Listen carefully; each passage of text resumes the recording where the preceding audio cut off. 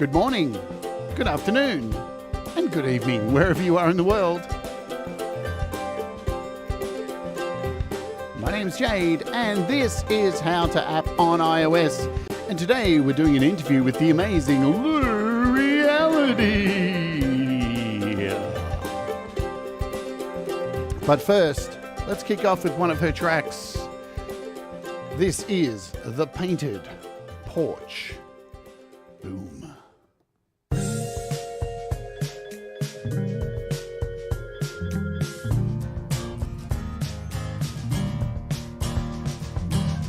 If you live your life by the media, you'll never know who you really are. It's not what gets likes and views. There's a you that you don't want to lose. Somewhere underneath all the filters, I see someone who can do this. Just decide who you wanna be, then do what you have to do. When you're trying to make a life you love, don't forget to love the life you've got. You don't need to second guess. Compare yourself to what they have.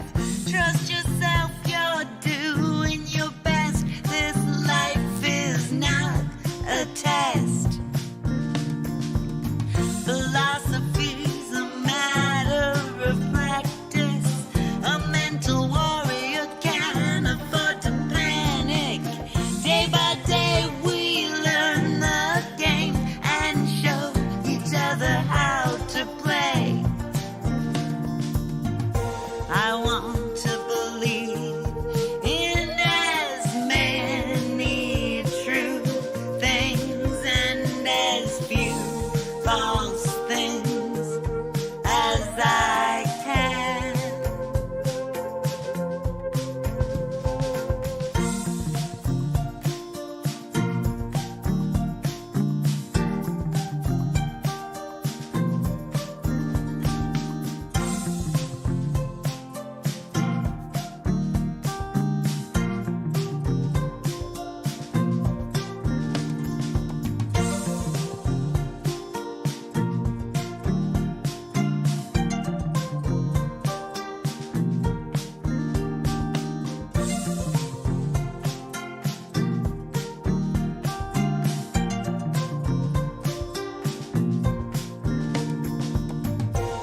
When you're trying to make a life you love, don't forget to love the life you've got.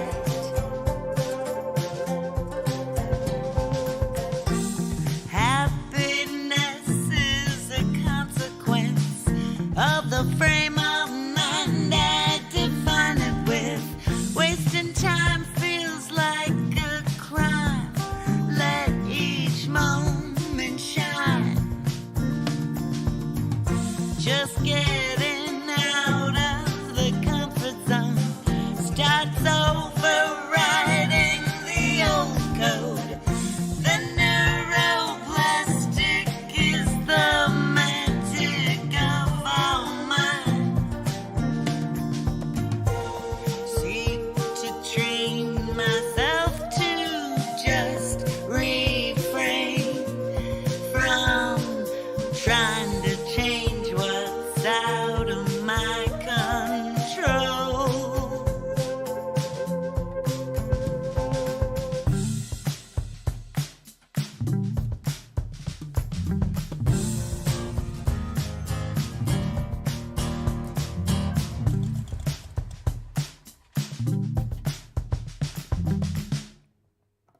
Boom. Good morning. Hope you're all doing well. Welcome to the show. We can have a fun one today like we do every Friday. Well, it's Friday for me here in Australia, Thursday for the rest of you living in the past. But welcome to the show. I'm super excited about today because I've wanted to have this particular artist on the show for a very long time, and that was The Painted Porch, and a perfect song to kick off because not only was that an awesome song, and I know Ron Ward loves that song, Right On, Right On, but there's a lot of really good messages in that song to really kick off the day. So, I mean, we start off with social media and all that kind of stuff in there. There's a lot to unpack with that song. It's almost like being with a psychiatrist, don't you think? I think so. I feel really, I can hear our guest laughing in the background here. She's muted at the moment. But let me introduce to you, and I hope you're all doing well today. I hope you can hear me nice and clearly with my headset mic. But this particular artist came along out of kind of like absolutely the blue a while ago, and I was like, who is this Lureeality character that's popped up in all these chats? Who is this person? I want to find out more about this person. They're coming into my show every day. They're buying every app that I tell them to buy. Who is this person? And then we found out who Lureeality was and is, and she is an amazing artist who has, as I said, come from literally nowhere, has taken us all by storm. We're all completely smitten with her because she's a beautiful singer and she's very creative and creates a lot of different textures and styles. And you're going to get to today hear a premiere of her brand new single, which I believe is a real maturing of her stuff, and she's just getting better and better and better and better as we go. And I'm super excited to have her on the show because automatically she hasn't even joined us yet, and I'm feeding off her energy, and that's a good thing. I think, you know, somebody who can do that, who is around you even though virtually on the internet, you feed off them, that's a really quality person. So I'm super excited to have on, ladies and gentlemen, without further ado, let's bring on the amazing, the incomparable, the beautiful Lureeality. Welcome to the show, my love. Hello. Hello. I'm pretty much speechless after that. Well, that's not going to work because this is an interview. So, all right. How am I going to pry those words out of you today? Yeah, speechless. Anyone who knows me knows that that's... What a load of old bullshit, is it? All right, let's kick off. I'll hit you with the question I hit everybody with, because I think most people who've been on this show or watched the show know I have about 4 questions that I hit you with every episode. Leela, what does music mean to you? Hashtag music is life. I mean, music has always been something that comforted me when I was a lonely child. It's something that soothes me when I'm angry or sad. It's something that gives me hope when I'm looking for it, and I think it's the power source that energizes me. That and art. It is like a language, isn't it? That sometimes I think of it like a language that we should have been speaking instead of this gobbledygook that we spit out every day that makes no difference, it seems. So true. Yeah, because people from other cultures can hear each other's music, and absolutely you will generally get the tone, what the emotions that people are feeling. You can, it builds bridges all over the world, I think. Yeah, and from early tribes. I mean, I watched a documentary the other night on that tribe that's on that island that is still untouched by humanity. And every time a human tries to go there, they get murdered, which I love so much because it just shows sometimes we're heading down the wrong path. But the one thing, the one information that they do have on that tribe is that music is an integral part of their conversing and stuff, even though we as a species outside of that tribe know absolutely fuck all about them. We know that music is integral in their existence. It says a lot. I watched this whole documentary, and that one part spoke volumes to me because, as you said, music is life. Has there been a time in your life where you have been felt the crushing weight of life on your shoulders, like most of us have all done, and music has pulled you through? Yes. I've often felt the crushing weight of life. I had a rough childhood, and then when I came to being an adult and I started coming into my own and realizing that there are people that were a lot nicer than the assholes I went to school with. Um, and then just like I think, you know, a lot of bad things started happening, and all the time, you know, music was one of the things that kept me going. And even when I was like singing songs for people who died, you know, and you know,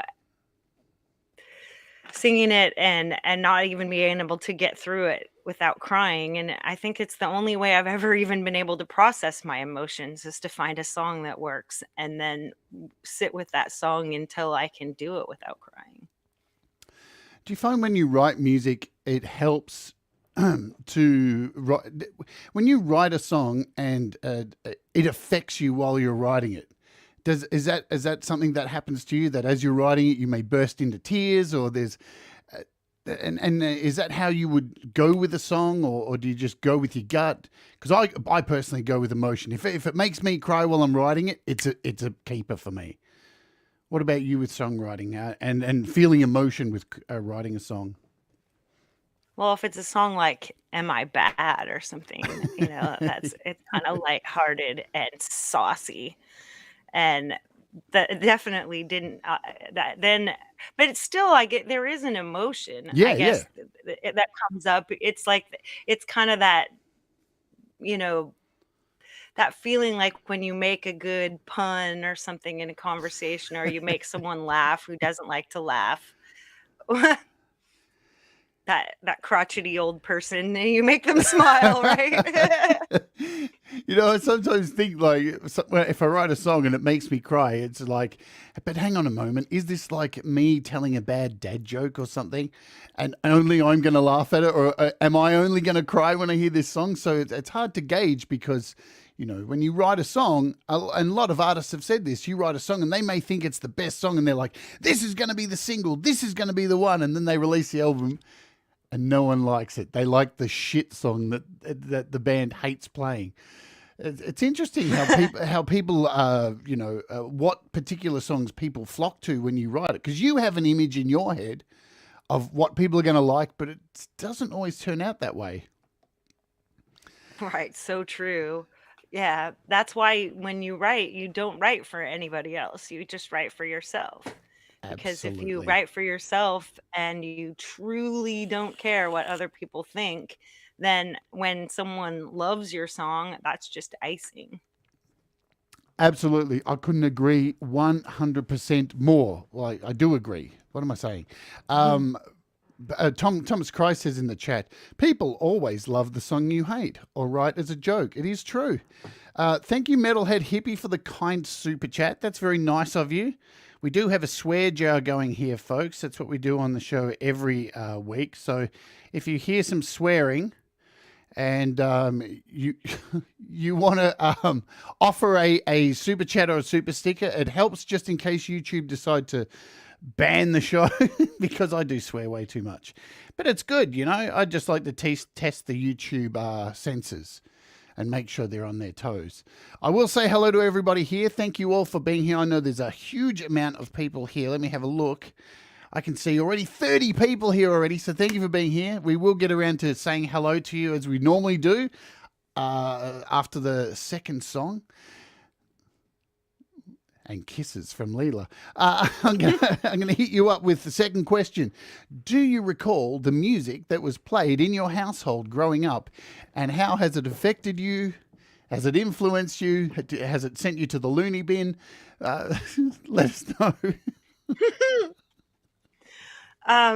That's interesting. Well, my dad listened to a lot of stuff. I mean, we still have tons in common. He loves classic rock and folk and singer-songwriter stuff. Just, the Beatles obviously was just, a soundtrack of my life. And yeah, we don't need to go into how the influence of the Beatles probably permeates every aspect of our culture. But my mom only liked a few songs because she was not into music. My mom, who saw Ella Fitzgerald live, was not into music, but she had a few favorite songs, and one hilarious one that stuck in my head was a song from Japan where I was born. It was called Shino no Yoro, Shino and no it Yoro. sounds like she ain't got no yo-yo. It's just like I don't remember very much of my childhood, so for me to remember anything is just it's like precious. It's like she ain't got no yo-yo. Profound. You need to write a song with that as the title. That's With Japanese sounding instruments, like I like to use, like the koto in Painted Porch or the absolutely. gazeng. Absolutely. It has to be done. So the Beatles were one of them. Your mum hated music. Well, she didn't hate music, but She was not into music. Yeah, and the Eagles, we listened to that, and of course you don't sing any of that because you don't want to get copyright strikes. I know. What's And the deal with that, huh? It's ridiculous. Creedence Clearwater, Led Zeppelin. My dad had a whole bunch of 8-track tapes, and so when I kind of inherited their truck, it was a '68 Ford Camper Special. Um, that I called. I had a name for it. I have a name for most everything I have, but I can't recall it off the top. Yeah, so it had an 8-track tape player in it, and I remember going through my dad's 8-tracks looking for the few, ones that I was that me and my friends would want to listen to in high school. Which was Led Zeppelin, Eagles, Beatles, Janis Joplin, I think. Is Janis Joplin an influence for you, like as a songwriter? You took the words right out of my mouth. I was like Oh, gonna say, and then Janice turned out to be like a massive influence on me. It must have been when I was kissing you. I took the words right out of. What am I doing? I'm asking for a copyright claim. It's all right. Meatloaf can't get me. He's gone now. Is he gone or is he still alive? I don't even know. I think he's still alive. Sorry, Meatloaf. Or is he dead? Oh, God. I think Meatloaf is dead. I think he is. Yeah. Yeah. He was did it. dead to me anyway because he was kind of a weird bigot, I think. So Oh, if you ever get a chance, have a look up on YouTube. Meatloaf performing live at the MCG in Australia. It is the worst performance you will ever see of an artist. I've never seen anything so bad. He is dead, confirmed in the chat. Dead, rest in peace, Meatloaf. He was dead to me after the MCG gig anyway. He's dead, Jim, but no, rest in torment. That's what I say now. rest in torment. There's rest in peace, rest in power, of course, for people who lose their lives to the struggle for justice, and then there's rest in torment for those who oppose the struggle for justice.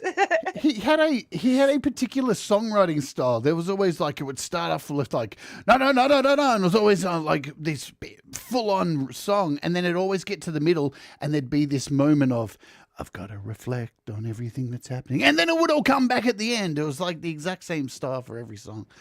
Anyway, we're getting off track. We are getting off track. So Janis Joplin inspired you. I made a joke that I was going to derail the interview and make you talk about yourself. I do that anyway. Like, it's not going to happen. iOS Music Man wrote he didn't write the songs. I don't know if he wrote the songs or not, but he was very sweaty. That's one thing I do remember. He was very sweaty. Rest in peace. I mean, maybe he was a decent guy, so rest in neutrality. Yeah. Rest in sweat. God, Rest in sweat. Riz. We can say whatever we want. So, Janis Joplin, one of your influences. What was it about Janis Joplin that influenced you? That passion, that raw emotion.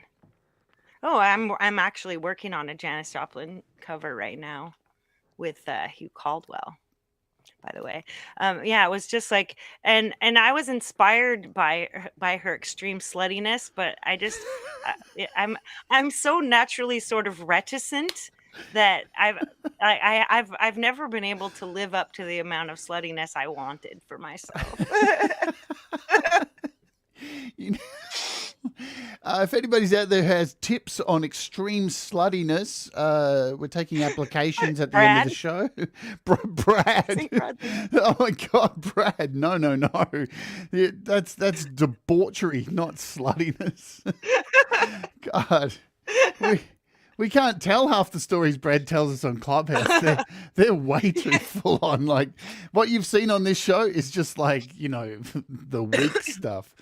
It's the tip of the iceberg, so to speak. Yeah. You know how they have those YouTube videos on iceberg theory where they start off the top and they get lower and lower?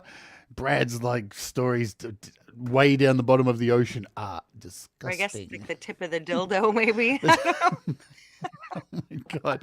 Yes. Now you're talking my language. We are not balls deep into the Brad stories at all. He's gonna have to come on again and tell. We're just gonna have to have last time he came on, Leela, we were gonna do a whole lot of just hopefully all these disgusting stories, and it turned out to be one of the most empowering videos. Instead, it was so inspiring. Instead, I'm like, oh, where did all the dirty stuff go? Anyway. What do you recall the first album that you purchased and or was given to you, and what format was it on? I used to buy singles when I was a kid.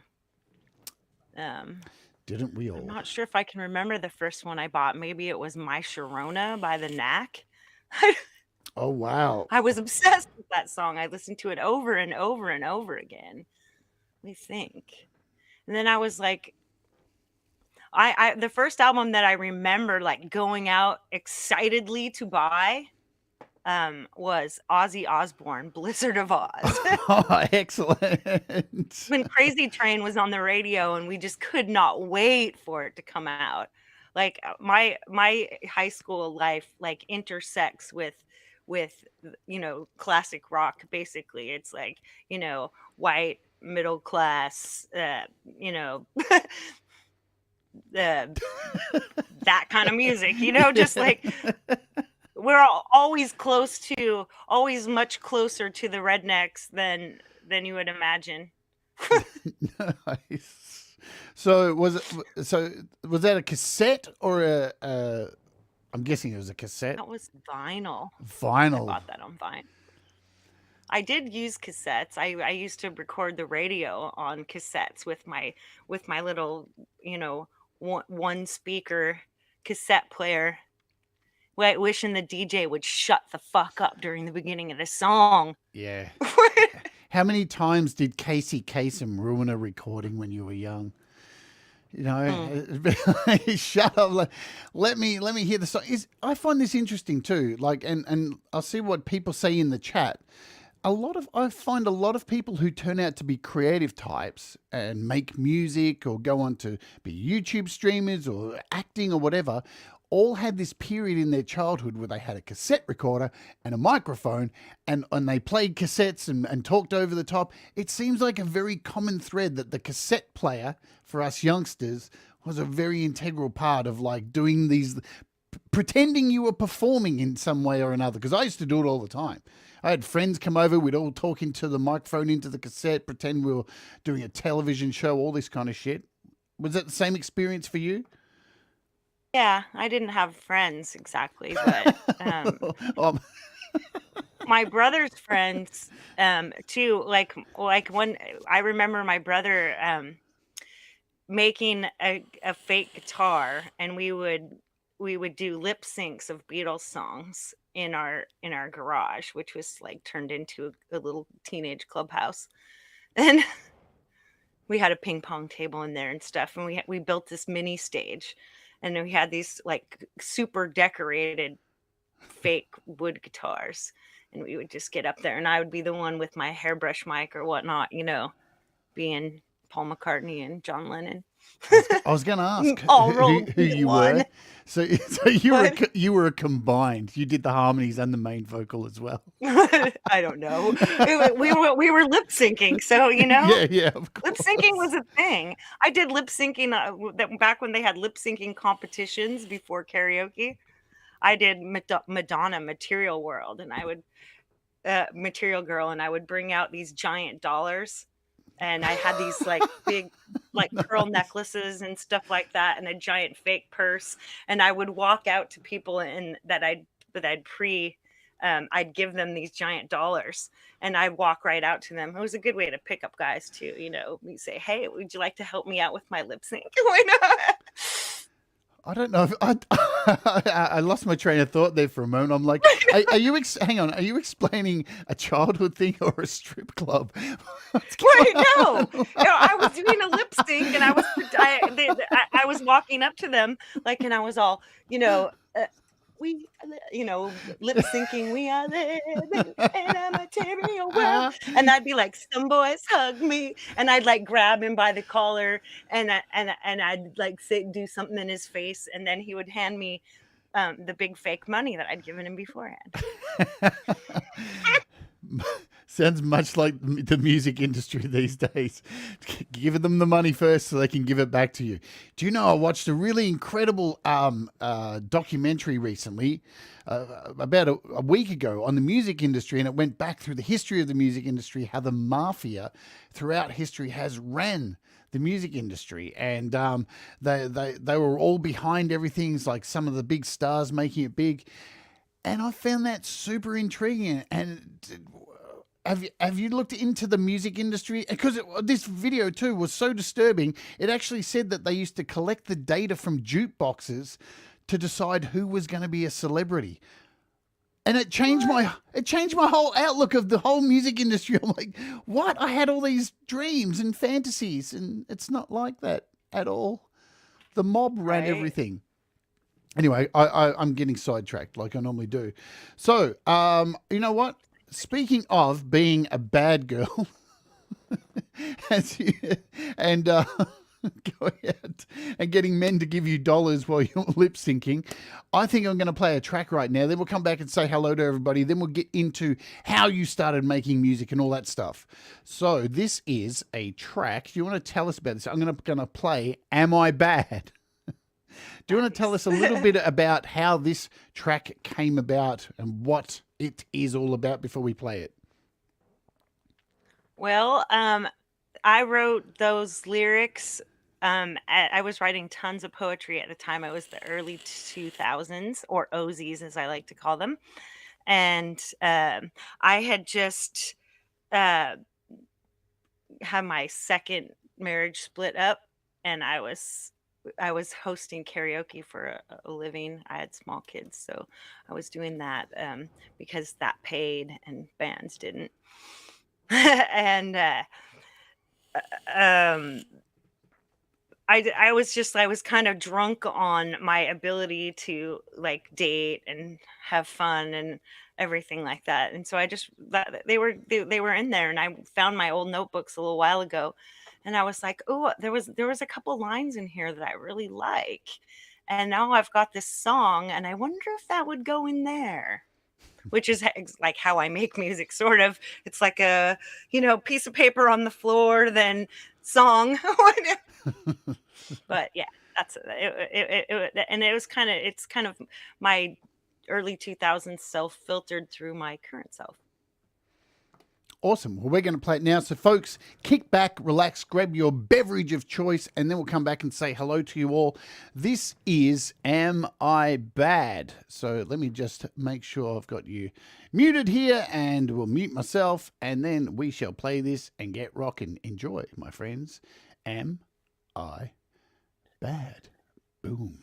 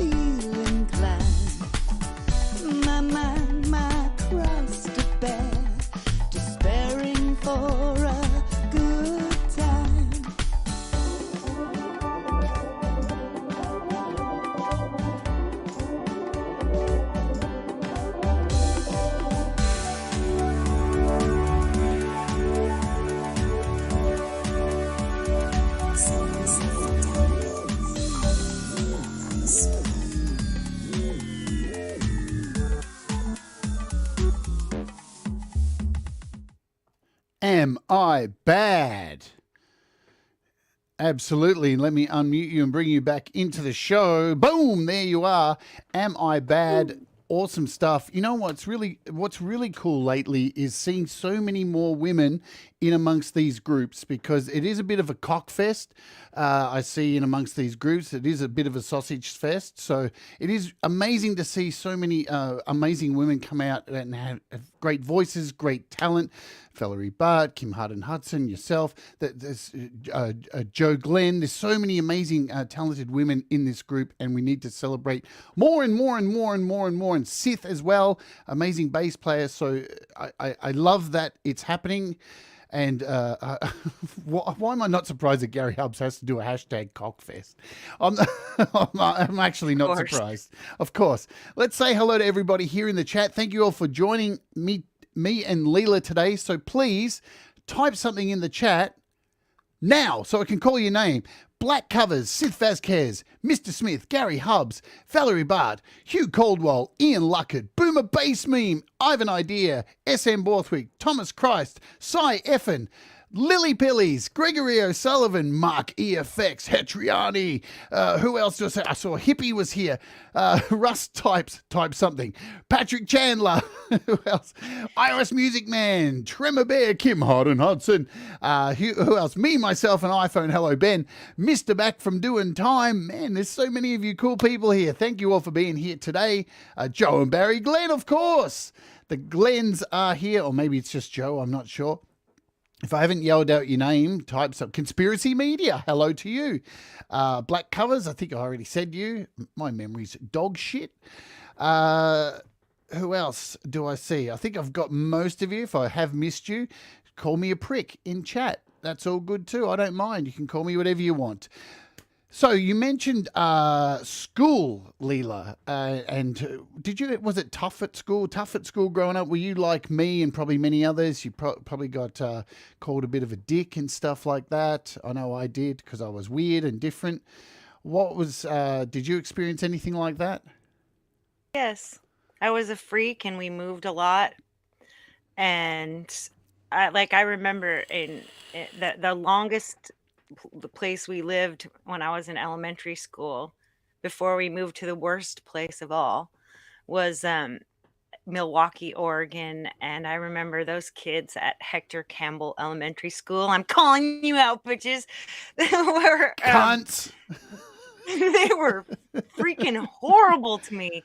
Like I remember like kids saying things like, I don't pick you for the sports team, and like trying to push me down the stairs and things like that. I was just this little freak, and like I could read when I was 3, so I didn't really need to go to grade school probably.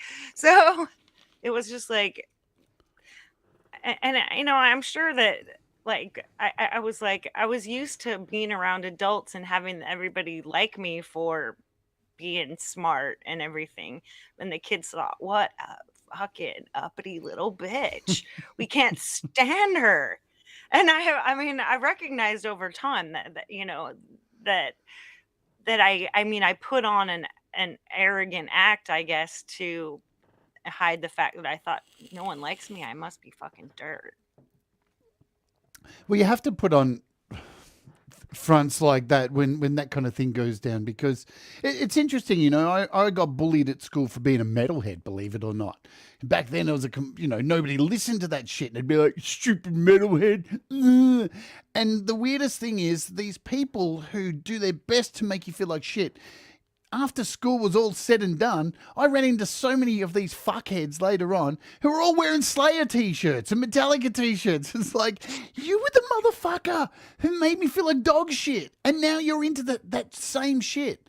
You know, and it just shows who were the sheep, and who, you know, Right. it is a projection thing, isn't it? Like people are afraid of the people that they long to be. What are your thoughts on that? I think that could be true. I mean, well, for example, like high school was the same thing plus sexual harassment. So, and as I hosted karaoke at a place that was like it was a big bar in our area that like they had bands on the weekends, and I like basically had the whole week for my show, which varied between DJing stuff and singing competitions and other like kind of high concept karaoke. And so many guys from my high school would come back in and they'd be like, I thought you were so cute and so like neat in high Yeah. school, but but I like was kind of afraid to talk to you or whatever. And I'm like, yeah. Eventually I realized that I think that they were just trying to get laid in the present time, but you know, Yeah, they saw like tits. I'm gonna fuck one of them. Yuck. I know. Like, They're oh, so over. oh, you've got tits now. I'm interested. What happened? Like, is that the way it works? Probably. I've seen it on both sides. I've lived in both genders and seen it on both sides, and it is quite shocking when you see it from the other side. That kind of male sexualization and stuff, and how it's very creepy. I mean, at the same time, you kind of play up to it. I thank you very much. I have an idea for the kind super chat. That's very kind of you, but it's quite freaky like it was for me to spend most of my life not experiencing it, and then experiencing it was like, oh my God, I felt so bad for every one of my ex-girlfriends. I rang them all and apologized if I was ever a prick. But the sexualization within the music industry of females is real. It's there. It's a thing. And like it's everywhere, really, isn't it? Do you think it's a product of the advertising and the way we advertise women and use women in advertising? Or what do you think it is? Or is it just as simple as tits? Well, advertising is just reflecting the culture, which is still highly misogynist. And it wasn't that long ago that women didn't have rights to vote, and we didn't, we weren't even people, like, not even like 1,000 years ago, basically property. And that's like most of the stereotypes that people have like about women's sexuality and stuff come from the fact that we were property. So Yeah. like all those biblical, fornication and adultery, those were property crimes. You were basically, you were vandalizing someone else's property. Yeah. And so, you know, so segue that into like advertising, and you're thinking, we're still a product. Yep. And it's still about uh, maybe the evolutionary reason that boobs are like the best is that they represent nurturing and all of that, but and they also represent that the sexualized role, the parenting role of mothers, but it's all twisted together in some gigantic capitalist weird shit. Do you know How many- about that, rant? I love it. Yes. Do you know how many times guys have asked me this question? Now that you've got boobs, do you just sit around at home and play with them all day? Yes. I say no, because that would give them a hard on. So anyway, No, right. you don't want to encourage No, it I any look at them in further. the mirror instead, right? Yeah. No, I just ignore them completely. They sleep in a different room. And we have a bad relationship. So back to school. Did you have music lessons? I'm going to bounce all over the place today, like I normally do. I don't give a shit. It's my show, whatever. Music lessons. Did you have music lessons? Was the recorder a part of those music lessons as you take a sip from your unt cup? I did play the recorder, I think in grade school or something. We had a music in one of the schools I went to. Maybe in more than one of the schools we went to. And of my music education also, my parents had little books around. I think we might have, like, either my uncle had a guitar, maybe my dad had one for a while.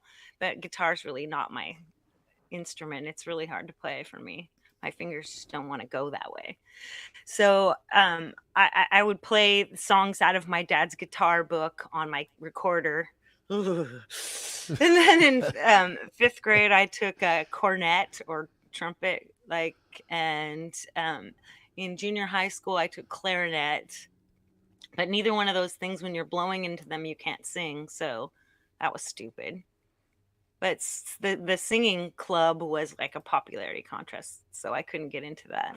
But I learned a little bit about theory, which I'm finding fortunate now that I'm getting into writing music. It's like some of those lessons kind of come back. It's like they didn't go away forever. So, singing's obviously your main driver, yeah? Because clearly you're super good at it. You have a beautiful voice. And did you go straight into playing with a band when you were young, or what was? All right, my favorite question: what was your first band's name? Because I'm guessing you've been in a few. I'm just assuming. I'm probably wrong. You can tell me. Fuck off. Actually, no, because once I was getting over the whole feeling that I wasn't good enough in school, and then I got pregnant with my first child, and I had to kind of shift back into being, like I said before, I made $2,200 a week at karaoke, and it would cost like $50 a week to be in a band. So I wasn't in a band until like 2018. And then when they were like Alien Culture is that one it was called. And then when it blew up over somebody like quitting guess what, a guitar player quitting the band in a huff, and making it so we missed a gig, and I was like, oh yay, we finally get to get rid of this Alien Culture name because I didn't like it. Then that's when Midnight Rockers was born, my second band ever. It's interesting, that you say you made more money from karaoke because, I mean, it is tough creating a band and rehearsals and paying for rehearsal rooms, organizing rehearsals, making sure everyone's learned all their parts. It is like being in a marriage to a group of people, and you can't predict how they're going to be, how they're going to react. Where doing something like karaoke, you're your own boss. It's the same thing as busking. Like I used to make way more money busking than I ever made playing in a band. So where am I going with this? My brain's fucked. so you didn't like your first name. I hated the first band name I was in too. So that's a good thing. So because now that you're actually rehearsing and doing all this kind of stuff, how's that been, lining up rehearsal rooms? Because I've seen you live on your channel rehearsing, and I'm not. Where do you rehearse? How do you do all that stuff? Is it in a studio, rehearsal room? Well, we've been fortunate enough to have mostly to have band members that had room in their home, or one that are the drummer that I'm playing with now. He had, because he's in 3 other bands, I think, and he had a permanent room at Uber Beats, which is a really nice studio. It's the one that we live streamed from. That was their premier room that we got to play in, because he'd done so many nice things for the company, small business that runs the studio. He went while he was renting it. But yeah, now we rehearse at the guitar player's house, and it's a less decorated. Well, I don't know, not even less decorated. There's less lights than Rhodey's Jam Cave.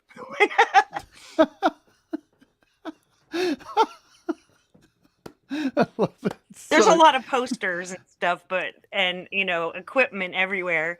Like now the drummer keeps a set of drums there, but there's no cool, like that lighting. I love the lighting in there. When I was in America, I lived there for 2 years, and I went to a lot of friends' bands, rehearsal rooms, and stuff like that.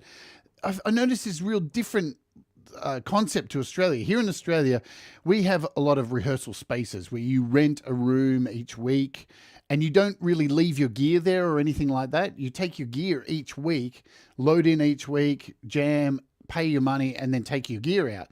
They have a facility to leave stuff, but it's like in a storage area with a cage and a lock and everything.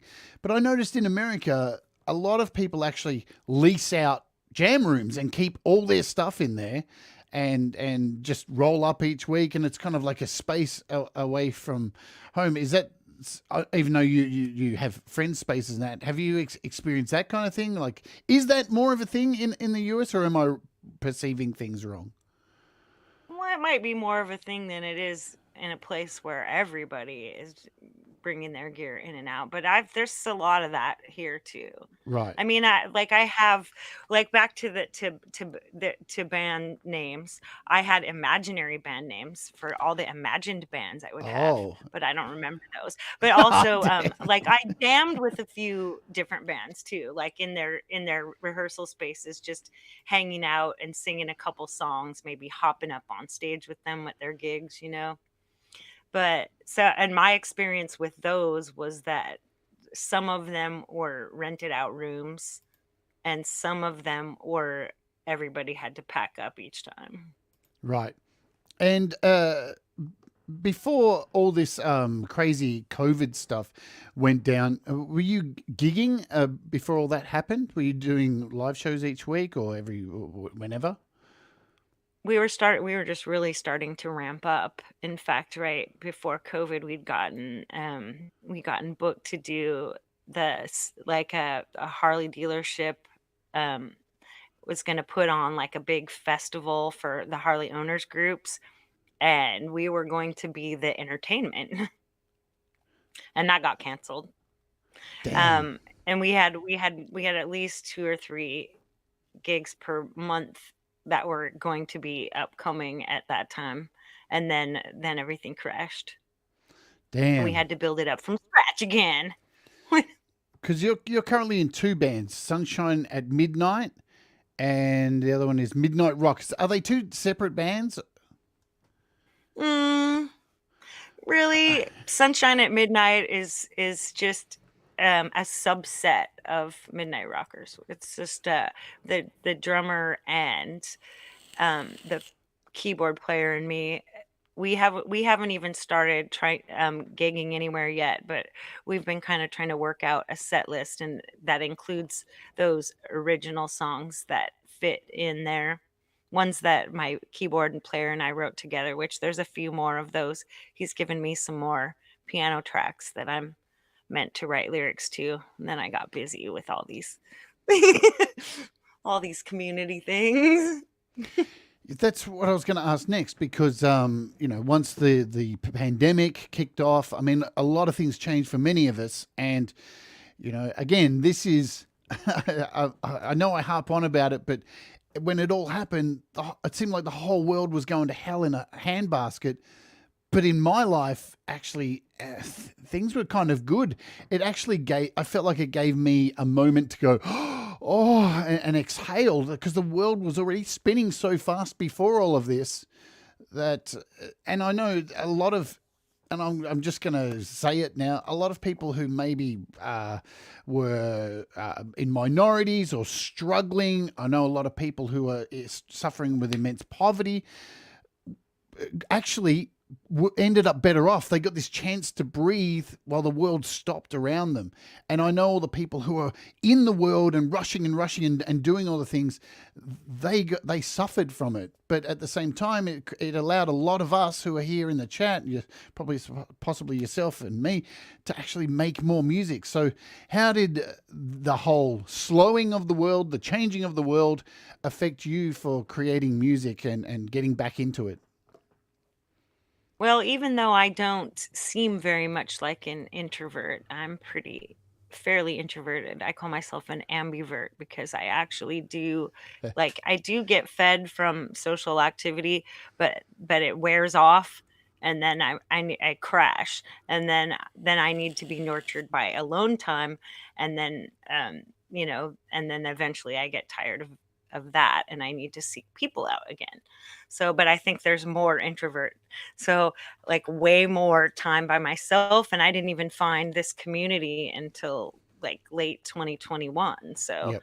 I really just I think I spent that whole early time, I mean, practicing ukulele, but really just like kind of going, wow, it feels so good to just stop. As a social introvert, how did it affect you mentally? The whole stopping of the world, and Was there something that helped you get through it all if it did affect you in a negative way? Um, Mostly, really. I mean, like my roommate has a 75-pound dog, so like I had someone to hug, Doggo for the win. right? And I Yeah. have my cat, and I have the internet. I'm good at the internet, and I have my house is is a big mess, but it's full of a lot of cool, useful things like art supplies and music equipment. So basically, it was almost like a dream come true. It was sort of just like the only thing that would have made it better is if I would have been in the Caribbean still. Tell us about that. About the Caribbean. Yes. Was that somewhere? Did you used to live there? Like, I don't know. You mention it I now. did So used to live there. I'm going to pull the thread and see where we go. So what was the Caribbean? Why did you live there? What was that all about? Well, I worked for this lawyer back when I lived in New York City in the early 90s. And, I'm good at that executive assistant shit. So, I wowed the crap out of him. He thought that I was, brilliant and amazing, which, duh. You Um, are. You are. and, and, so but I was just back here. I just got in this house that I live in now, and my daughter was getting ready to like be out of high school and everything, and all of a sudden I got this email that went to my spam folder, which I went in there to look for something else, and it said your move to paradise, and it was my ex boss's managing director sending me an email saying, "Hey, because I think I'd written them for something, just like to say hi or something some months before." And then all of a sudden, I just get this thing. Well, do you want to go back to your old kind of work? Which I'm immediately thinking no. But like in the Caribbean with all expenses paid for you and your partner, and this good salary, and living in the Caribbean and living in the Caribbean. And I was like, fuck Yes, yes. please. So how long were you there for? 6 years. Wow. Yeah. And I do you, knew probably I started work in November of 2010. And by Christmas 2010, I was like, man, this job, I don't know. Like this, like it's taking over my life already. And it did like take over my life for the better part of 6 years. But again, every time I wasn't at work and then I caught up on sleep because I worked so many hours, once I'd catch up on sleep, I'd open my eyes and I'd be in the Caribbean. So I'd walk down a quarter mile to the beach, and I knew everybody, friends with everybody. I just sit there with a little umbrella drink and underneath the palm tree, letting my brain rest again. so so clearly, just by the way you're explaining that, it sounds like you missed the absolute living shit out of it. Is that somewhere where you would possibly retire to? I hate the word retirement because nobody retires. If you that word Yeah, always seems technically I'm retired now, so but is it somewhere that you would aspire to maybe this sounds silly, to end your life there, to see out your final days sitting on the beach with the umbrella drink tickling your nose? well, I definitely want to have ultimately I'd like to be multi-located. I'd rather not live in any one place all the time, because not all the seasons of the year are great somewhere. But it is like if I was forced to only live in one place, I would live there. But to live there full time without a work permit, you have to have a landowner's permit, which takes money Yeah. and other things. Is it similar over there to like Thailand? Because I always still want to like leave and like my dying days in Thailand. Do you have to like? Can you own land there, or can you only own a certain percent? Like in Thailand, you can't actually own land. You can only own 45% of a house, or 49%. Like somebody else, you have to be in a partnership. What's the? Do you know the laws around ownership and stuff there, or is it just normal shit? I should, since I worked for lawyers, but who had landowner permits. But it- I'm thinking that it might be something like you can't bequeath property as Right. a non-belonger, you know, islander. I'm Right. not sure, but we often thought, um, you could like marry an islander and then, for like in an arranged marriage, and then just Yeah. Yeah. they could go to the United States and you could freely go back and forth between there. I haven't given up that idea, right? Only if, I mean, not that I would get married for a real reason, but of course, that fact that this video exists might make them like not let me do that. Except Yeah. I can't imagine those ladies down at immigration watching this show. But you never know. I have some friends. Of course, I'm not gonna name them. Who have arranged marriages, and fuck, it's a lot of hard work to dance around the laws and stuff. But yeah, it's a thing, you know. So you mentioned your daughter. What did she think about your music? um, she thinks I don't know what she thinks exactly. I mean, she's in her late 20s. When do I ever talk to her? She's a well-adjusted child. She doesn't feel like she needs to like tell me what she's doing all the time. I don't know. I thought you might have just come I across know, your no, she music on admires YouTube. as far as I know, she admires me and loves what I do. I mean, but I'm sure she's just like she actually like had some real health challenges in her like late teens and early 20s, and um she was rather late to getting the chance to like be out there, and so I fully support her in knowing that she gets to do the stuff that everybody gets to do, like have boyfriends and jobs and ignore your mom.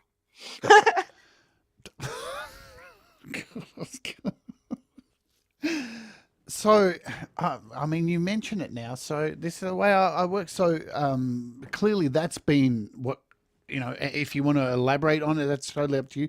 But that's obviously been a struggle for her, growing up with challenges.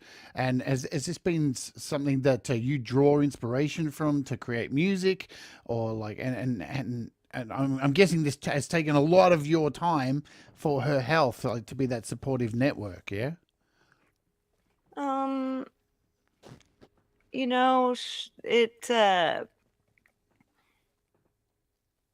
I guess, I mean, there's so much other stuff that's gone on too that affects me. Yep. Um, like really, really, really bad things. That was like to me, like dealing with a day-to-day thing that sucks all the time is just like par for the course, I guess. Yep. I don't know. I'm sure that that overwhelming theme of optimism in the face of the slapping machine that is life is probably it is a big influence on how I write and probably what I write. Yep. Yeah, I hear you. No, and I know a lot of people in these communities who write music and whatever it is they do. It seems like there is a common thread amongst all of us that we've all had, and I don't think it's just these communities too. I think it's just people. We all have these crushing moments and things that come across in our lives that can you would expect would destroy a normal person.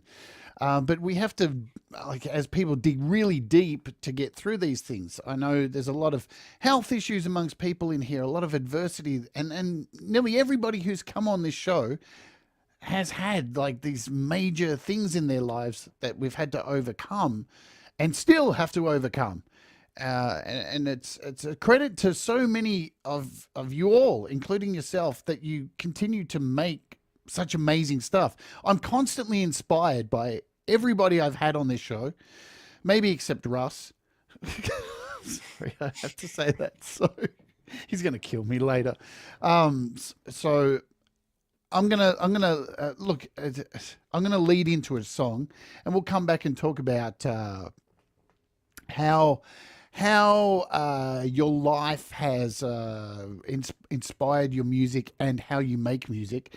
But this is a premiere. We're going to play the premiere now. I think it's a good time to do it. I don't want to do it at the end because we don't really get a reaction there. So, folks, we are going to premiere a brand new Lureeality track. And this came through to me on the Patreon last week. And I had the pleasure to master this.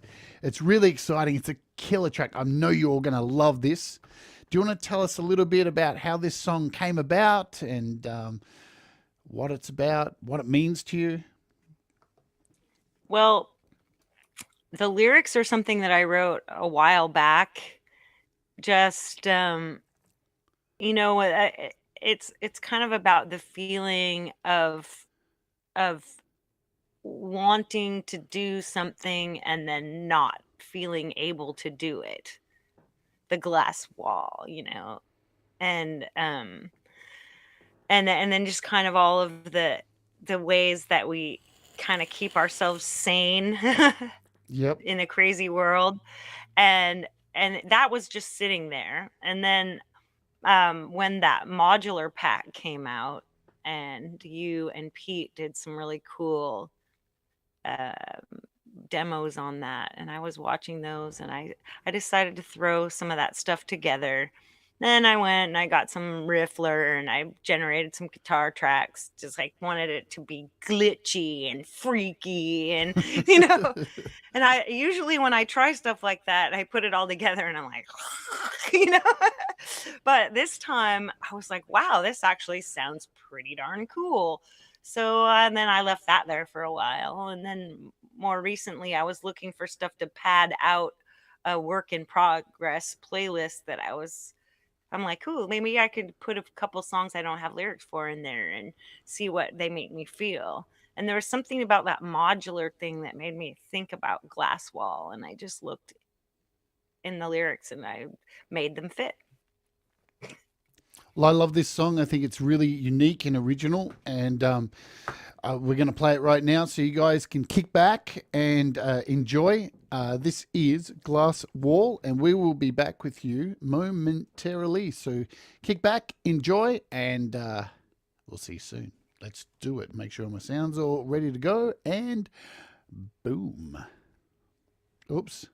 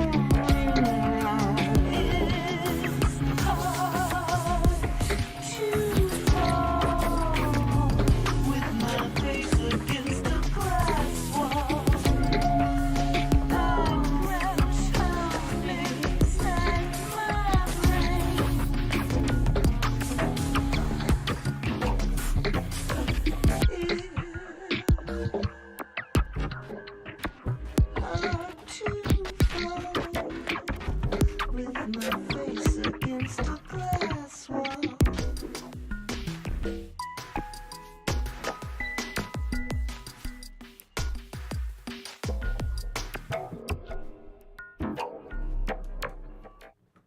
Fuck yeah. That was, and let me bring you back in here and get you unmuted. That was awesome. That was awesome. When you sent that through the Patreon last week, I was like, oh my God, I think Leela's found her stride. This is her niche. This is the thing. There's so many elements of different stuff. I see someone wrote Kate Bush. I hear Björk. I hear the last Fiona Apple album, which heaps of people hated and I loved because it was so out there and so like, fuck you, I'm not doing what you expect me to do. And as you said, so there's a whole lot of different things going on that you've used to create this. I think you've put it in the video as well, some of the things you use. So do you want to go through? There's a lot. I won't read them off. You can explain. Riffler, you already mentioned Riffler because you're a bit of an apaholic, I hear. Yeah. Yeah. There's here. I can't play guitar, so. I can see here you've got like Riffler. What do we got? Popsicle FX, Magic Dice. There's a whole lot of stuff going on with the video. Interesting, like effects and stuff going on there. How was the video put together? Well, the thing that I was super proud of is that I played that, because when you write stuff with some kinds of AI, you don't actually know what chords they're using. So I had to run it through something to get the chords, so I could add that part with the Chinese instrument. Yep. And that, like, I played that guzheng and I put two of them in, and I had them all differently. That's why it has that sparkly effect, kind of like. So anyway, when I went to make the video, I thought I wanted to like use LumaFusion or something, and then I tried to, and I was like, oh fuck this, I want it to come out this week. So I used Vidum to make a couple of different visualization tracks, and I did, and I picked the one I liked better, and I layered that as the bottom layer. And then I went into Canva and I used stock footage, and I created like 10 minutes of video that I then cut down using the song. And then I took the whole thing and then I put that as the second layer, and I used blending modes in between them. And this is in OBS. And so the third layer was me and my snap cam and that funny eyeglass person. And the way when it blended, it sort of just blended all the images together, and I just love it.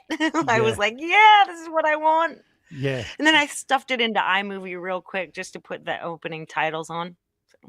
How good is like that Snapcam thing? It's like having. I always wished I had like Snapchat on my computer, and it is that. It virtually is that. It's so good. It is. I'm like thinking about changing my camera right now. I started using it on the show, and people were like, yeah, just don't use it too much. So I just stopped using it altogether. Right. Don't use it too much. What's too much? I know it's too like much. Any question, what's too much? It's like, like do you wank too much or whatever, right? Oh, I know. I don't know. You know what? Let's do this. Let's do this. Why not? Do you wank too much? Let's put a poll up for future interviews. No. Let's just put a poll up for the crowd here right now. Put a poll up. Yeah. Do you wank too much? And if so, what does too much mean? Well, no, we don't want to give people that much of a. There you go. There's the poll, folks. Do you wank too much? We'll keep that up for about 10 minutes. So feel free to hit the poll. It's up there. So yes is already winning by 57%. So what do you?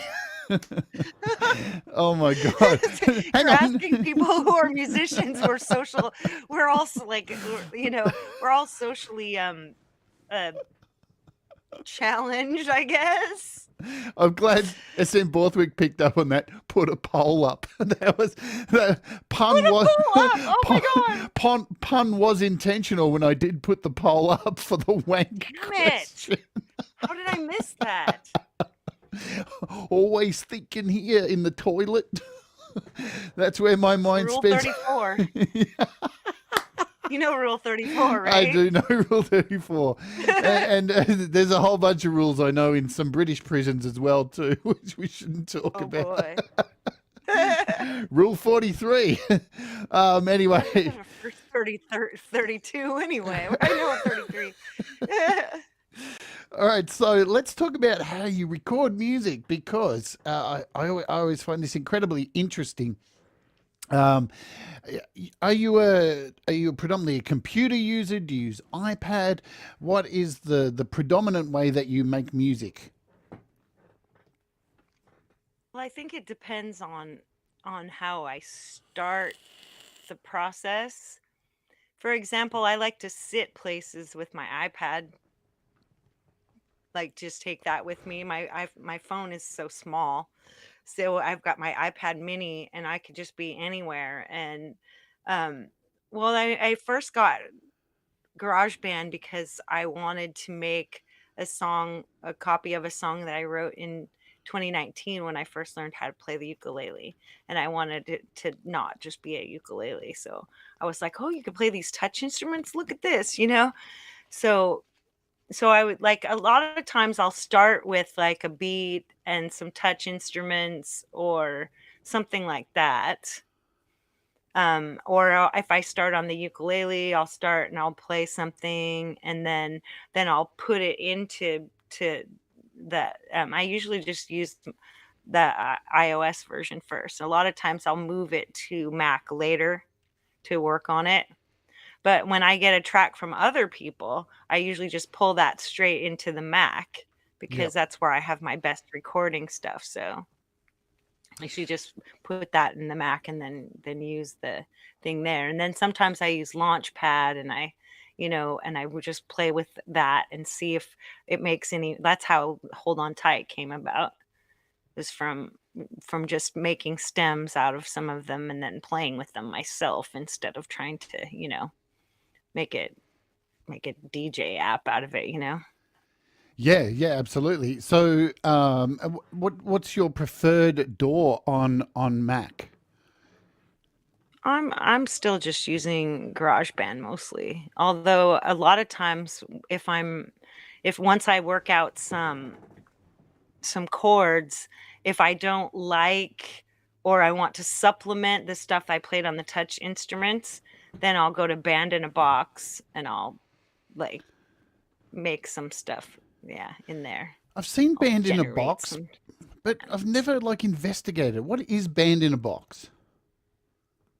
It's this app that basically there's like a chord sheet that comes up, and then you just type in the chords that you want, and you go through style, like lists of styles, and the more money you pay, the more styles you get. And you can basically use almost any you can use almost any style of music, and it will take your tempo, your key, and your chords, and it will write parts for you. And in the newer versions, you can actually go in and just be like, yeah, I don't like this instrument, I want to change this instrument, which is better because if a lot of people are using Band in Box all over the place, you don't want to have the totally standard exact sound that anyone else would generate with it. So replacing the instruments has gotten awesome. Sometimes I'll just take a style and I'll only take like the rhythm section of it, like for, like to get a certain sound. Or like on the one song I did, Rise, which isn't really finished yet, even though people still listen to it. That has like reggae sort of tracks stuff in it, and I used a reggae style to generate all that underpinning of reggae. So then I just turn those into stems. If I just need to be really careful that my project I'm pulling them into is the right key and the right tempo, and then I pull in the stems. and then I audition them against what I'm working with and trying to pull some out or go back and make different ones, you know? Yeah, I just saw Thomas say it's been around for a long time, and yeah, founded in 1988. Holy hell, that is a long time for it being around. And you know, as I said, I keep seeing it pop up in feeds and stuff like that, but I've never really looked at it. Probably because I stopped using my using computers to make music because iOS is Right, if just too easy. you can play music, that's different. So, and is it expensive? Is it to use or not? Let's Or do you have see. to How pay much for did it? that cost? Oh yeah, it's not cheap. It's over $100 for sure. Oh wow. I got a chunk of money and I just devoted it all to music stuff. So I sort of spent it in a blind, excited frenzy. So I couldn't tell you exactly how much it cost. I'm trying to look for it now, but like a I lot got of the Mac. Well, I used to have the PC version, the lowest end PC version, and I used a cross grade to upgrade to Mac. And my PC still has the same program on it because there's a couple weird little styles it has that aren't in the new ones. So Okay, so first time purchase Pro $129, upgrade from 2020 69, upgrade. All right, so about 100 and yeah, and that's the something. bottom level. You get like Oh wow, that's like Pro. Oh my God, look at all these different packs. That's crazy. 260. What is the plus pack? I'm guessing is the big one. I'm guessing. yeah. I think Two- Happy Ron has the big. I think he might be like a rep for them or something. Oh I think wow. he's got the audio file. Yeah, I want that. Anybody like want to get me that? Go ahead. Yeah. The link tree is up the top there in the chat, and that links to Leela's PayPal. So if anybody's feeling generous, Right. $669 will. I'm telling a bunch of musicians like we're only gonna have We're all poor as fuck. here's $11.49 and some pocket lint. Tom Carrera And you'll writes. like it. Tom Carrera says that's why Happy Ron is happy. He's got the big package. Yes. Hang on. Good job, Up Tom. You are just getting Innuendo. sharper day by I day. know. Look at that innuendo pouring out of Papa Tom. And we're all having a bad influence on Papa Tom. So now, apps seem like something that you're interested in. So, do you think you have, do you think you have an app addiction?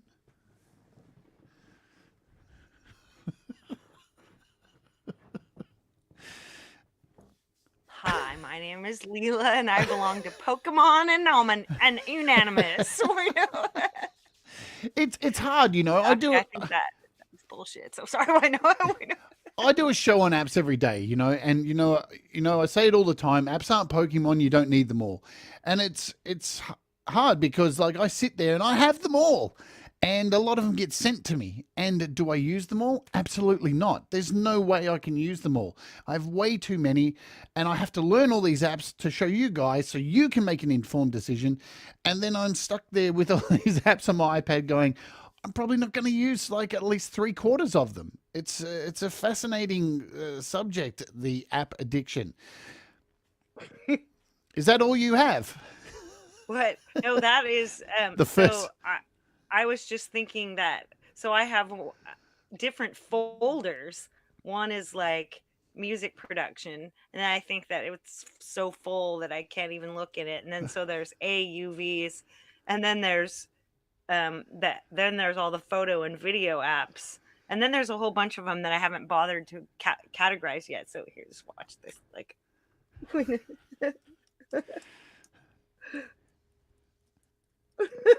that's a lot. Yeah, I feel your pain. I mean, this is my thing. And look, I have folders too. Look at all these folders here. They're all full. And then another page of folders. And then it just goes on and on and on and on and on. Right. And it's ridiculous because there's no way to use them. Now, I personally don't think you have an app addiction because from all of the apps I've seen you from within my channel grab a hold of, I'm seeing you use them like Russ does. And I've had Russ on the show, how he talks about how he uses them. He purchases these things and then tries to make things with those specific apps. Is that how you work with the apps that you purchase, or are you finding there are some that are have just been left to the side for another day? Well, yeah, some of them, like some ones that are over my head, ones that like where you create synth sounds and stuff like that. I mean, I've like don't know how to do the stuff that's in the app, and I've forgotten what you said on the show. But the thing with me is that it could be that because as I'm learning things, all of a sudden something I learned years ago and didn't even really think I retained will just come rushing back into my head, like people tried to teach me about modes, and now all of a sudden I'm like, oh shit, I think I know what a freaking mode is. Like, so the same thing. I'm just gonna keep listening with osmosis. Eventually, I'm just gonna boop, and then I'll be able to use it. But yeah, there's plenty that I don't use that much. And then there's some I use all the time. Like when I'm reading dense philosophy or something like that, I'll hook up AUM and I'll drop in some hammerhead and some Mela and space fields, and I'll just make like an hour. I'll screen record while I'm reading. I haven't put any of these up yet, but I'll like read the whole chapter of this just dense as fuck like philosophy book, and then all these weird spacey sounds coming out of it for my self entertainment. And yeah, I'm exactly the same with space fields. That app gets used so much for me, like just doing general shit. Because there's running a YouTube channel. You're starting to delve into the YouTube world of doing live streams, which we'll talk about. I struggle because I get to hear all you guys' music all the time. So I don't want to put that on because I can hear it on Ron's show and everyone's show. I hear it so much. But I just put on Space Fields and just hit a button and it makes random fucking noises and I don't have to think about it. I get more enjoyment out of that than anything else, just hitting random noise, do it. And I know Pete does the same thing when he's doing admin stuff for his channel. He listens to like really, mellow, super different stuff than he would listen to normally. Russ has got a question for you. I know I've got to ask it because he's typed it twice and he's starting to put caps in the chat. Did Leela buy Black Hole Reverb yet? no. He's like really on me about that. Here, let's just see. Like, Well, Black Hole. it is good. It's on sale at the moment. It's one of those things that Oh, is it? yeah. Everyone's got Black Hole. It's the only reverb to have. It is a thing. See like it. Russ is just trying to make you buy it. Right? Why? Fucking buy it now. No, like I use it on so many of my It demos. says each day. $9.99. Is that on sale? Yeah, it's on sale. Hang on, let me make sure. I'm pretty sure. Yeah, it's normally worth $20. Let me have a look. Let's do it in real time. Oh, let's go to App Sliced and see if it is still on sale. I'm pretty sure it is on sale. Yeah, it's only $10, where it's normally worth. It's normally worth 20, so it's half price. Oh, fine. Here we go. Look what you've done. Just do. Gregory O'Sullivan says Black Hole is overused, and it can be overused too. Oh my God, look at that! Mammoth and Rhino are on sale for like $3 and $1. I didn't even know that. That's pretty shocking. Wow. Done. There you go, Russ. There you go. You happy, Russ? I'm fucking happy. Yeah, you happy? Yeah. Unbelievable. All right. So, where are we up to? I'm going to play a track. That's what I'm going to play. Let me just cue it up, and then we'll come back. Man, I'm all over the place today. Let's see. Cool. I think we've got the right track. Just let me make sure. Man, this bloody SoundCloud is so annoying.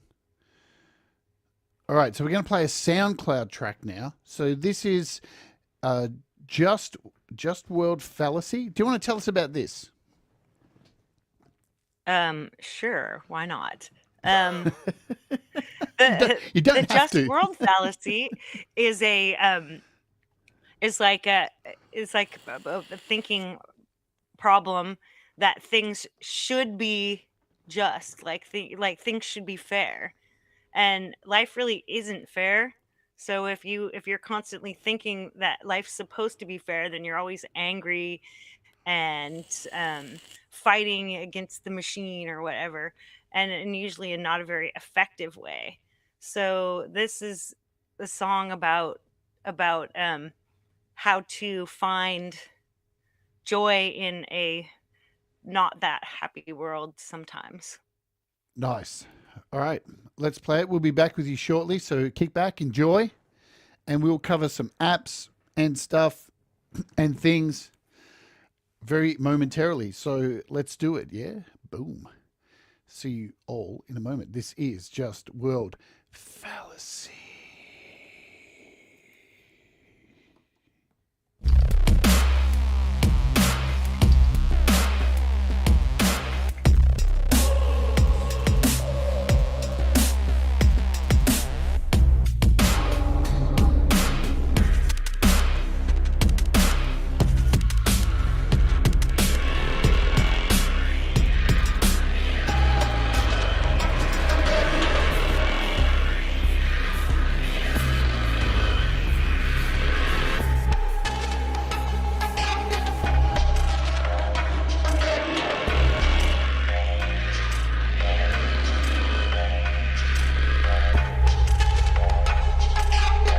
It's sad to see the good guy win and think that you can change your life.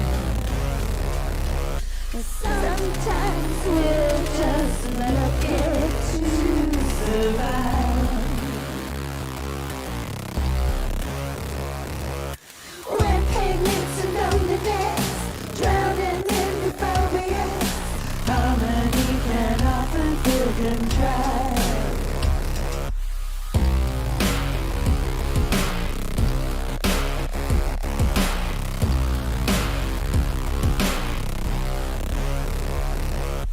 Once I get over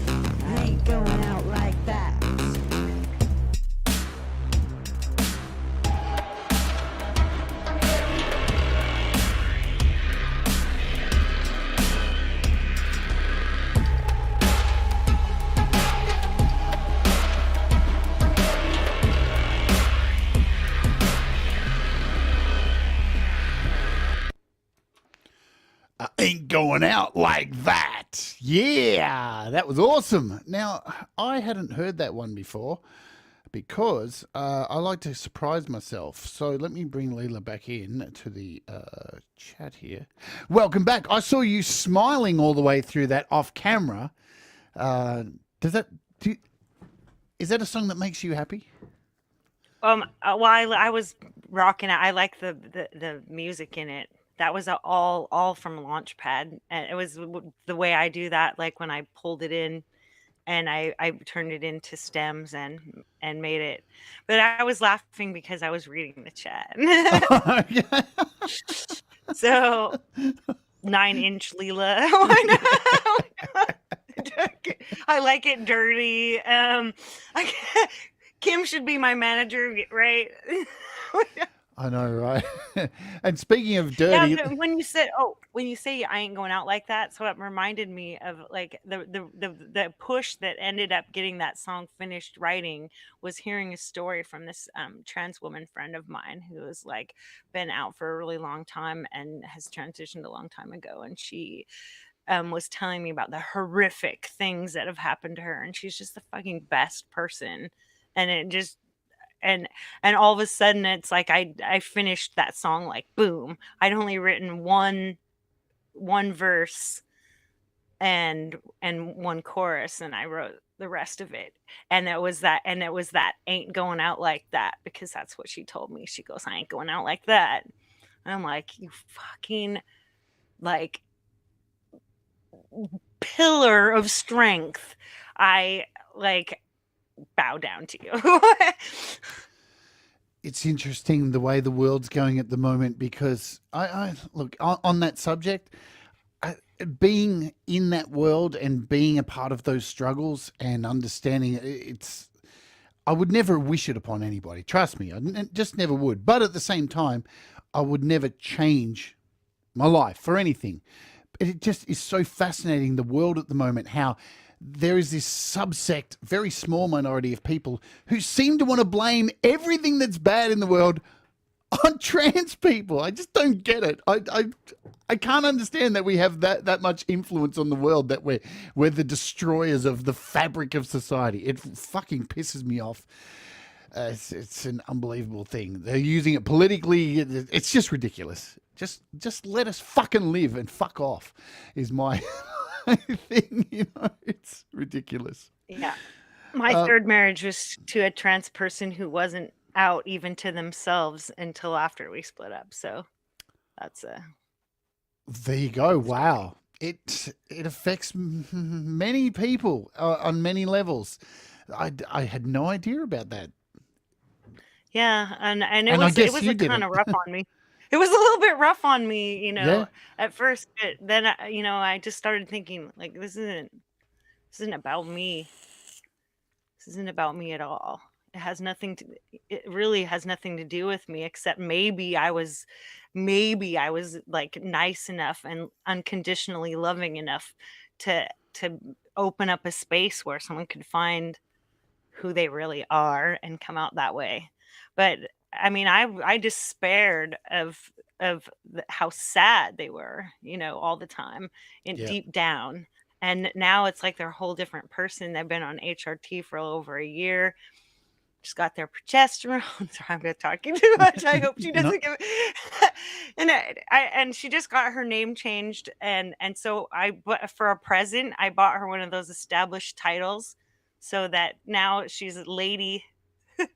Her name that's on her driver's license now. It's such a big thing to trans people for that to happen. And you said something really important there, because we seem to live in a world, not only trans issues, but whatever it is that who you feel you are, there seems to be this overwhelming feeling of entitlement amongst people that they have to vent how it affects them. But it affects me this way. And it's like, I could give a fuck how it affects you. It's not about you. Like, it's about me. And it's about the individual, how happy it makes them, how, if whatever it is that you need to express yourself, express yourself. And who gives a fuck how it affects anybody else? But there's this group of people who are so hell-bent on, but I feel this way about it. Fuck off. Honestly, really. If it affects you, just walk the other fucking way and go deal with the repression that you're living with. Honestly. And yeah, and Kim Harder Hudson writes, while calling everyone else a snowflake. And they're sitting there going, but it hurts me and you're a snowflake. It's really bizarre.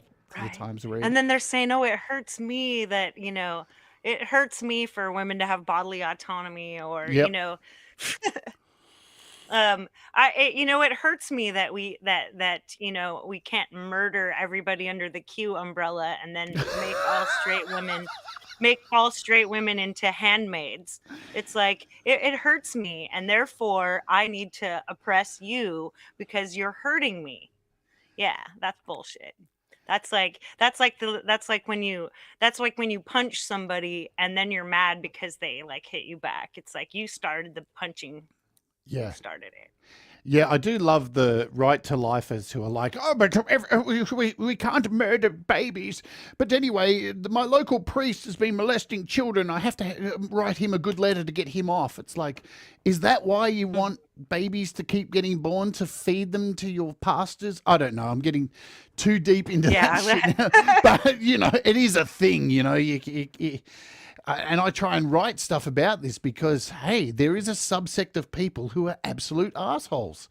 I always say there's two types of people on this planet, assholes and not assholes. Forget genders, forget race. You either fall in one category. You're an asshole or you're not. And if you can look in the mirror and say you're not an asshole, you're doing okay. But there's a lot of people who... Well, the people who aren't assholes usually look in the mirror and think, am I being an asshole? Yeah, exactly. Right? They're the self-conscious ones. Right. Like, if you think you're an asshole, you're probably not. Yeah. Unless you back it up with action, like oppressing other human beings instead of just letting them be who they are. Yeah. I'm gonna to get off this note. Let's end. Right? Sorry, rant. Oh, no. Rant. No, that's what this platform's for. Absolutely. Because I don't get to we don't get to say this stuff on a general YouTube channel. And this is, I think it's important to have these views as an artist. I think we live in a world where we feel like we've got to be careful about things or we're going to get cancelled. But being an artist, this is what makes artistry. This is what makes writing amazing music, about being an amazing painter. I mean, if can you imagine if we just did almost go through the Black Plague. Back during the Black Plague, if it wasn't for the Black Plague, there wouldn't be so much amazing art that came out of it. And I think even with the current plague we went through, so much art came out of it. So expressing these things is important as an artist. What are your thoughts on that? Well, do you imagine that the very first artists probably wrote with their own blood and sticks?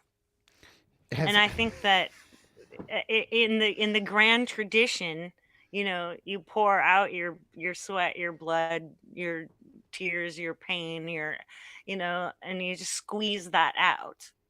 Like, I'll reveal something about something that's coming up, and hopefully he doesn't mind. No, we talked about it in a chat, so it's cool. So Hugh Caldwell and I are doing "Get It While You Can" by Janis Joplin. Yep. And I joked, I'm saving up all my rage and my pain and my loneliness for when I sing that. Yes. Awesome. Saving it all up. I'm going to pour that all in, you know? And that's what will make it amazing, I'll bet. I'm going to close the poll now because I've left it going. Let's end the poll. So what were the results? Let's see. They're going to pop up in a second. The results were, do you wank too much? Yes, 55%. No, 44%. So people think they do. So we got 44% liars. Yeah. 44% you're bullshit artists. Oh my Lord. Let's go through five of your apps because we've only got 13 minutes to go. I knew this would be the case, and we got Pete Johns coming up next, and there's a whole bunch of entertainment coming up for the rest of the day. After this, we have Pete Johns, and we have Mike Enjo, and then Ron Ward. So there's heaps of entertainment coming up. And if you are watching this, and I'll let you know now, turn on your auto view, whatever it is, auto play, and then as soon as this show ends, it'll dump. It'll dump you over into Pete John's chat. So you can do that, or you can just click as soon as the show ends. Let's talk about some apps. Let's do 5 of them that float your boat. Lureeality. I've got to open the App Store. We've already mentioned 4 of them. Yeah, well. Launchpad teaches me about how to use looping.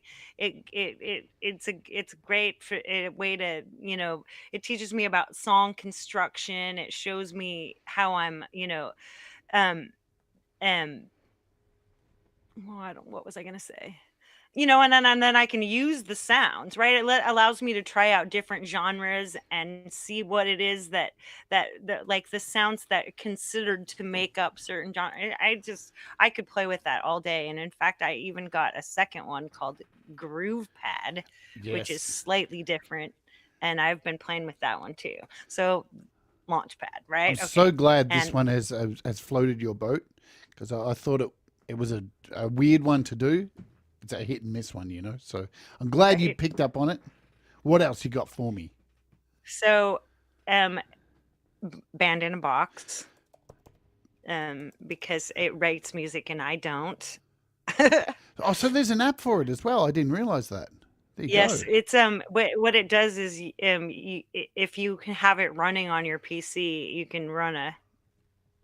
It's like simulcast, Right. kind of, or Okay. right. So, which kind of leads into my other thing, which is the Logic controller, and a side thing to that is MainStage. So for people who don't want to upgrade yet to Logic Pro, you can get a lot of the Logic Pro patches and instruments by using MainStage, and you can get the touch instrument by using the Logic controller. Yeah, absolutely. And this can be used with GarageBand as well, too, on your Mac, I'm pretty sure. I've used it on GarageBand. Yeah, I use as well. it with GarageBand on my Mac, yeah. Yeah, it's fantastic. It really opens up the door. If you've got an iPad, it saves you from like bouncing things back and forward, definitely. And to have those touch instruments, I don't know why Mac doesn't have them anyway, but yeah. That's because you can't touch your Mac screen. That'll come. That'll have to come eventually, I reckon.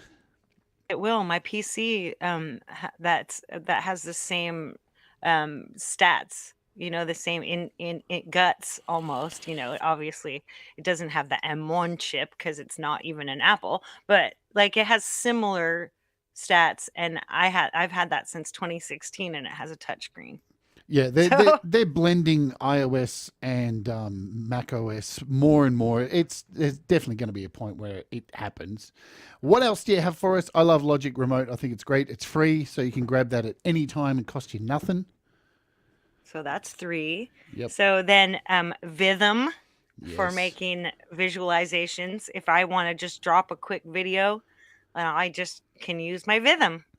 I don't have to even do anything else except maybe dump it quickly into iMovie to create a title for it. Absolutely. I love this. I've done a show on it, and I can announce, if I jump out here, you saw it wasn't installed on my iPad because I have it sitting right here. Vitham, the new 3.0. I'm beta testing the new one, and it has some amazing updates that is going to blow all your brains away if you're currently using Vitham. It's really, really cool. You can use it with your Mac and stuff. It's a massive update, so that's really cool as well. And I'm excited. yeah, same. And last one, and then we'll jump in, do our final stuff, and then play a song and get out of here. Well, I was going to say Space Fields because, because it's awesome, but I figured I'd have another chance to chat about that, and I did. So I'm going to choose Riffler because I can't play guitar, and it writes the fuck out of guitar parts for It me. does. It's I wicked. could that's another app I could just sit and play and just create a library of guitar sounds, like basically little samples that I could use like in Luby Pro or whatever.